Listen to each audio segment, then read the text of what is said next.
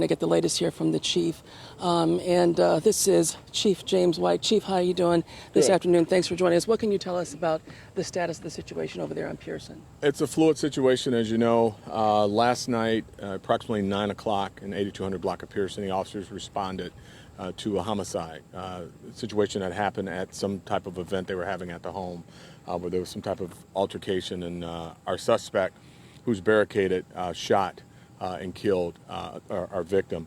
Our officers were in the area doing investigation. We also were here on surveillance. Once we identified who our suspect was, they attempted to stop him. He fled from them and fled into this home that he's barricaded now in the 8200 block of Pearson.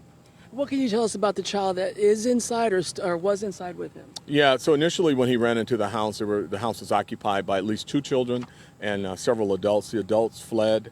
One of the children was taken, and one of the officers actually gave the child to a neighbor as they were pursuing the suspect. It is my understanding, and we are confident that there's another child in the home, a 2-year-old.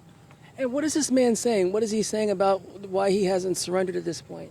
Well, I mean, it's a number of things that I'm not going to get into. If he's watching, we want him to give himself up, allow us to eliminate the situation, to stop the situation. We have a child that we're very concerned about, and we don't want that child injured.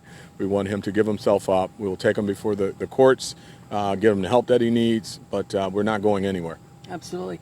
And talk about his criminal history, that whatever you may be able to tell me. Does this man, it's my understanding that he has some pending cases against him right now? Yeah, and he's got a number of charges from other jurisdictions that we're looking into. But what we're looking for him for is a homicide. And again, we need to talk to him. We need to find out his part of what happened. We don't know all the details of that just yet. What we do know is that there's a 2-year-old in there with him. Absolutely. And if it takes all night, it's going to be all night. We're not going anywhere. We want that child out the home safely. We want him out the home safely. And Chief, I know that you know how it's hard to believe that something so simple as barbecuing could escalate into a homicide. But what can you tell us about the motive, or what we do know about what led up to the shooting yesterday? Yeah, again, fluid. The information that I have is just as you've indicated, that this was some rather simple altercation at some type of barbecue. I don't know the details as to why the homicide or why he was provoked into whatever happened, but that's one of the reasons we want to talk to him. But what we have right now is a child that's here, and again, if he's watching, he really needs to give himself up. Because we're not leaving. We're going to be here, and we're going to do everything we can to get him out safely and get this child out safely.